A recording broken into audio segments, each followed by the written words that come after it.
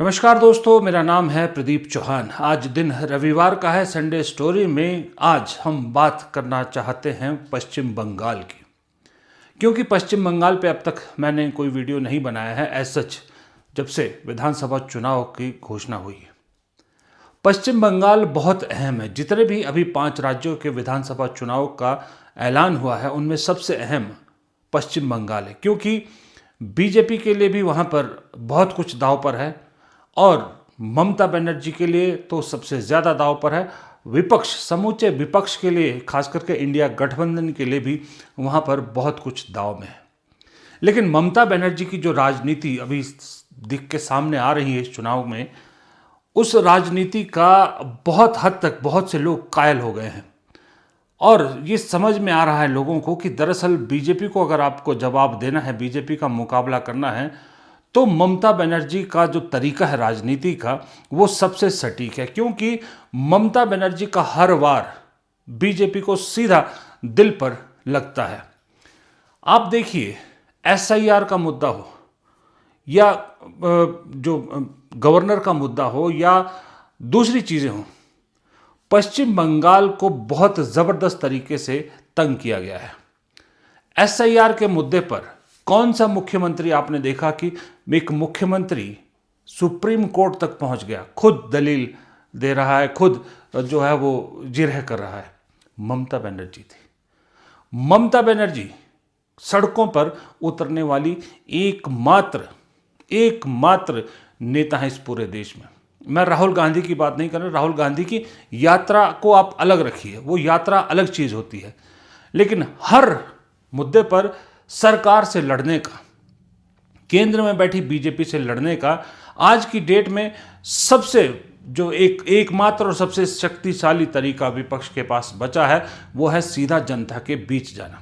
ये बात राहुल गांधी भी भारत जोड़ो यात्रा से कह रहे हैं लगातार कि उनका आइडिया ही यही था कि जब सब रास्ते बंद हो गए, संस्थान सरकार के हिसाब से काम कर रहे हैं, मीडिया सरकार के हिसाब से काम कर रही है, तो एक ही रास्ता बच जाता है विपक्ष के पास, सीधा पब्लिक के बीच जाए। राहुल गांधी ने वो यात्रा की। उसके बाद और कौन सा नेता ऐसा है कांग्रेस का, या राहुल गांधी भी लगातार पब्लिक में नहीं जाते हर चीज़ को लेकर, लेकिन ममता बनर्जी जानती है गवर्नर उनके साथ नहीं है, संस्थान उनके साथ नहीं है, एसआईआर के जरिए किन वोटों को निशाना बनाया गया वो अच्छी तरह से जानती है। इसलिए ममता बनर्जी की राजनीति, भले ही आज आप मॉडर्न युग कहें, 2026 की राजनीति कहें, लेकिन 90s की राजनीति आज भी कैसे कामयाब हो सकती है ये ममता बनर्जी बता रही है। 90 के दशक में, 80 के दशक में हर नेता जो संघर्ष करना चाहता था, सत्ता के खिलाफ था, वो सड़क पर उतरता था। आज की राजनीति एसी रूम की हो गई है। ट्विटर पर लड़ाई लड़ी जाती है, ट्विटर के जरिए सरकार से सवाल पूछे जाते हैं, लेकिन एकमात्र ममता बनर्जी ऐसी नेता हैं, जब भी सरकार के खिलाफ कुछ मोर्चा खोलना होता है वो सीधा सड़क पर उतर आती है, धरने देती हैं, पैदल मार्च करती हैं, गली मोहल्ला सड़क सब कुछ नापती है। ये राजनीति ममता बनर्जी की आज भी बीजेपी को भारी पड़ रही है। अभी आपको मालूम है कि चुनाव पूरे जोश में है पश्चिम बंगाल में, और बीजेपी हर हाल में साम दाम दंड भेद कुछ भी अपना लो, जीतना चाहती है बंगाल को। लेकिन सामने जो खड़ी है ना, उसे सही में आज की देश की राजनीति की शेरनी आप कह सकते हो। राजनीतिक तौर पर ममता बनर्जी शेरनी है जो डट कर मुकाबला कर रही है इस पूरे सिस्टम का। ममता बनर्जी की जगह कोई और मुख्यमंत्री होता, कोई भी, शायद पस्त हो चुका होता, लेकिन ममता बनर्जी पिछले 12 साल से लगातार लड़ रही है और तरीका वही है। ममता बनर्जी जानती है कि उनकी ताकत क्या है और बीजेपी की कमजोरी क्या है। वो है सीधा जनता के बीच हर मुद्दे को डाल देना। छोटा मुद्दा हो, बड़ा मुद्दा हो, एसआईआर का मुद्दा हो, सरकार ना चलने देने का मुद्दा हो, डीजीपी का मुद्दा हो, कोई मुद्दा हो, जनता के बीच डाल दो, जनता डिसाइड करे। और फिर अगर बीजेपी हिंदू राष्ट्र, हिंदुत्व का कार्ड खेल सकती है, तो ममता बनर्जी इसके जवाब में जो है वो आत्मसम्मान की बात करते हैं। आत्मसम्मान का बंगाल की बेटी का कार्ड खेलती है और वो बखूबी चलता है, इस बार भी चलता नजर आ रहा है। बीजेपी को पूरी उम्मीद थी कि इस बार बंगाल में वो सेंधमारी कर पाएगी, लेकिन अब तक जो चीज़ें सामने आ रही है, ममता बनर्जी पहले से ज़्यादा मजबूत नज़र आ रही हैं। और ममता बनर्जी अब तो खुलेआम ऐलान कर रही हैं कि देखना है जोर कितना बाजुए कातिल में है। कि हमारा दिल में तमन्ना है, का तमन्ना आज हमारा दिल में है। अरे यार कौन मोबाइल है जो किसका बाजुए कातिल में है। और एक बार हम विश्वास करते हैं, आपको जो रोजा अल्लाह ने कबूल किया, भैया आपको आशीर्वाद दे, आपको दुआ दे, आपका शुभकामना दे, आपका परिवार अच्छा से रहे, भाई हिंदुस्तान अच्छा से रहे, बंगाल अच्छा से रहे। और जो बंगाल को टारगेट करे वो जहन्नम में जाए। खुदी को पर गुलाम दिखना, खुदी को पर गुलाम दिखना हर तकदीर से पहले खोदा बंदे से खुद पूछे, बता तेरी राजा क्या है। हमारा राजा एक ही है, बीजेपी हटाओ, देश बचाओ। जय हिंद, जय बांग्ला। अच्छा, ममता बनर्जी की एक और खासियत है बीजेपी को जो परेशान कर रही है, वो है ममता बनर्जी का सपोर्ट सिस्टम। जितने भी डायनेस्ट पॉलिटिक्स हैं, जो खास करके रीजनल पार्टीज की मैं बात कर रहा हूँ, आप उठा के देख लीजिए। आप आकाश आनंद, बीएसपी मायावती के भतीजे, तेजस्वी यादव, यहाँ तक कि अखिलेश यादव भी मैं कहूँगा, आप आदित्य ठाकरे और उनके पिता उद्धव ठाकरे की बात कर लीजिए, या और कोई भी पार्टी ले लीजिए, सुखबीर बादल ले लीजिए, चौटाला के बच्चे ले लीजिए, दुष्यंत चौटाला, अभय चौटाला, या वो अजय चौटाला, कोई ले लीजिए। पिता की जो लेगेसी थी, या पिता ने जो एक, या माँ ने, या जो भी उस चाचा ने, ताया ने, जिसने भी वो एक जो पार्टी खड़ी की है, उस पार्टी को आगे नहीं ले जा पाए। वो लाइबिलिटी ज़्यादा साबित हुए हैं। ये सारे नेता अपनी अपनी पार्टी के लिए लाइबिलिटी साबित हुए हैं, लेकिन अभिषेक बनर्जी अकेले ऐसे नेक्स्ट जनरेशन है जो ममता बनर्जी के लिए लाइबिलिटी नहीं, एसेट साबित हुए। अभिषेक बनर्जी लगातार 2014 से सांसद है, लेकिन अभिषेक बनर्जी एक बार भी ऐसा नहीं लगा कि अभिषेक बनर्जी की वजह से ममता बनर्जी को नुकसान हो रहा है। अभिषेक बनर्जी दिन प्रतिदिन अपने आप को निखार रहे हैं। अभिषेक बनर्जी की रैलीज में देखिए लाखों की भीड़ जमा होती है। अभिषेक बनर्जी को सुनने में जो है वो लोगों को आनंद आता है। अभिषेक बनर्जी जब संसद में भी बोलते हैं, मैं तो ज़रूर सुनता हूँ, क्योंकि बहुत अच्छा बोलते हैं अभिषेक बनर्जी। एक ज़बरदस्त तरीके से उन्होंने अपने आप को प्रूव कर दिया है कि वो सही में ममता बनर्जी के उत्तराधिकारी है। और ये ममता बनर्जी की बहुत बड़ी ताकत है कि उनका एक सपोर्ट सिस्टम, बहुत सॉलिड सपोर्ट सिस्टम जो है वो खड़ा हो गया है। अगर खुदा न खास्ता ममता बनर्जी को जैसे सरकार चाहे तो मुख्यमंत्री के तौर पे भी जेल में डाल देती है। आजकल हेमंत सोरेन, अरविंद केजरीवाल इसके उदाहरण हैं। इन केस अगर वैसा हुआ भी तो ममता की पार्टी टूटेगी, बिखरेगी नहीं। अभिषेक बनर्जी वो स्तंभ बन चुके हैं जो उस पार्टी को संभाल लेंगे। ये मुझे लगता है ममता बनर्जी को बहुत बड़ी ताकत देता है कि भाई अगर मेरा सपोर्ट सिस्टम इतना सॉलिड है तो फिर खुल के वो लड़ सकती हैं। दूसरा, ममता बनर्जी का एक बहुत बड़ा सपोर्ट सिस्टम ये है कि वो परखती बहुत अच्छा है। उनके आपने लोकसभा सांसद, राज्यसभा सांसद देखे हैं, यूं लगता है कि चुन चुन के भेजे हैं। आप संसद में राहुल गांधी, प्रियंका गांधी, गौरव गोगोई, मल्लिकार्जुन खड़गे या 2-3 और कांग्रेस के इन नेताओं को हटा दीजिए तो सबसे बेहतरीन वक्ता सिर्फ तृणमूल कांग्रेस के होते हैं। चाहे वो लोकसभा में हो, चाहे राज्यसभा में हो, चाहे डेरेक ओब्रायन हो, चाहे वो जितनी महिला सांसद है उनके, महुआ मोइत्रा और सयानी घोष और सारे, क्या जबरदस्त बोलते हैं संसद में। आप सुनिए कभी, आपको बहुत से नेताओं से ज्यादा उनकी बात सुनने में मजा आएगा। ये एक बहुत सॉलिड जो है वो प्लस पॉइंट है टीएमसी का, और बहुत सॉलिड ताकत है ममता बनर्जी की। वो सांसद ऐसे चुन के भेजती हैं जो उनकी आवाज़ सदन में बड़े दमदार तरीके से उठाती हैं। वरना सांसद तो आरजेडी के भी हैं, सांसद डीएमके के भी है, सांसद शिवसेना के भी है। कहाँ वो आवाज़ें उठाते, कहाँ सुनाई देती उनकी आवाज़ें? कहीं भी नहीं सुनाई देती। लेकिन दोनों सदनों में कांग्रेस के अलावा अगर किसी की आवाज़ सुनाई देती है वो टीएमसी के सांसद है। आम आदमी पार्टी से सिर्फ एक संजय सिंह सुनाई देते हैं, उसके अलावा और कोई नहीं सुनाई देता। लेकिन टीएमसी का राज्यसभा, लोकसभा, हर जगह सॉलिड प्रेजेंस है।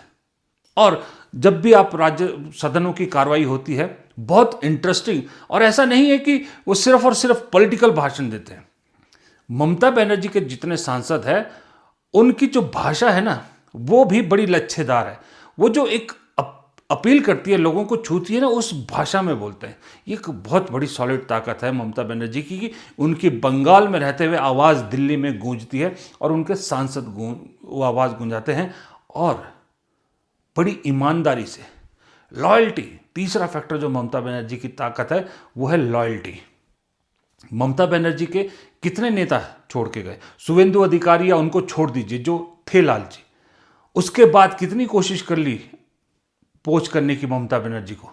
ममता बनर्जी की पार्टी को पोच उस कदर नहीं कर पाई बीजेपी जितना वो चाहती थी, क्योंकि ममता बनर्जी के सभी नेता लॉयल है, पार्टी की तरफ लॉयल है, ममता बनर्जी की तरफ लॉयल है। ये एक और बहुत बड़ी ताकत देता है नेता को जब आपके नेता लॉयल हो। आज की डेट में अगर आप कांग्रेस को देख लीजिए तो वहां सबसे बड़ी कमी अगर किस चीज की है तो वो लॉयल्टी की है। ये तीसरा ममता बनर्जी की ताकत है। चौथी ताकत ममता बनर्जी की देखिए, जो मुझे लगता है सबको अपनानी चाहिए। महिलाओं को ममता बनर्जी जितनी रिप्रेजेंटेशन देती है कोई और पार्टी नहीं देती। आप सांसदों की लिस्ट उठा के देख लीजिए, सबसे ज्यादा महिला सांसद तृणमूल कांग्रेस की है अगर आप रेशो निकालेंगे।